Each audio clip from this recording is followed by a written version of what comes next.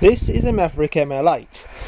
It's quite an interesting bike. It was designed by Paul Turner, and the company was also owned by Paul Turner. Paul Turner also did some stuff in motorcycles in the 1980s, and you know, tuning and engine building, that kind of thing. He also set up a little company called RockShox, which is quite famous, as you're probably aware. In 2003, unfortunately, RockShox went bankrupt and SRAM bought what was left. However, he had another project, Maverick bikes. Now, Maverick was also the first to invent the dropper post, the Maverick Speedball.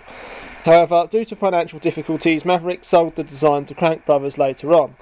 So you get the idea, this guy was a pretty good engineer, but a terrible businessman. So later on he opened up Maverick bikes, as I said before, and bought the ml7, the ml8 and Durance out. This is the ml8.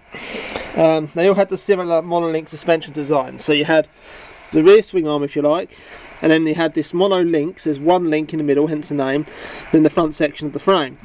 And it was almost like a U-Art. When you stood up, it was a lot less active than if you were sitting down. However, it was still active, unlike a U-Art, which pretty much didn't do anything, it was totally useless. So they climbed really well, and they descended pretty well as well if you set the shock up right.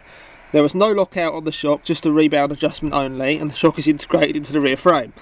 This is meant to be very easy to maintain, as apparently there's only just one seal in here, and this unscrews and the seal pops out. Sounds pretty simple. Not done it myself though.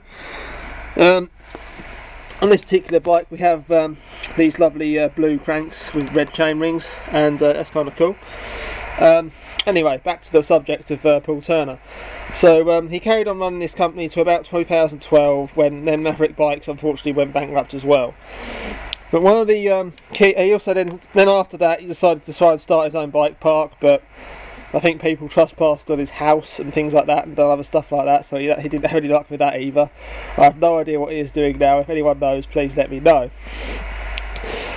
This particular bike also has the Maverick DUC 32s, which are pretty common on these. You could buy the frame and the fork would come sort of together. So you have this DUC 32 inverted fork. One side is air, so this is an air valve under here. On one side you have a rebound and you have a lockdown. So you turn this, push on the fork, and it will lower the travel of the fork for when you're climbing hills. There was no actual full lockout as such though. It still moved a little bit. So they're an inverted fork, as you can see, so they're super smooth. 25mm through axle on here, and to remove the wheel you had these little levers. You push them down and pop up to reattach, lift all the way. Very important to lift it all the way.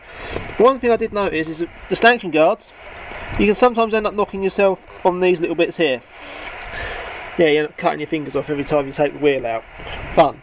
Anyway, also the stem, it came with its own integrated stem. You could buy these, and you can still get them today off of sideways cycles and places like that in different lengths and such like that, so you can change that around.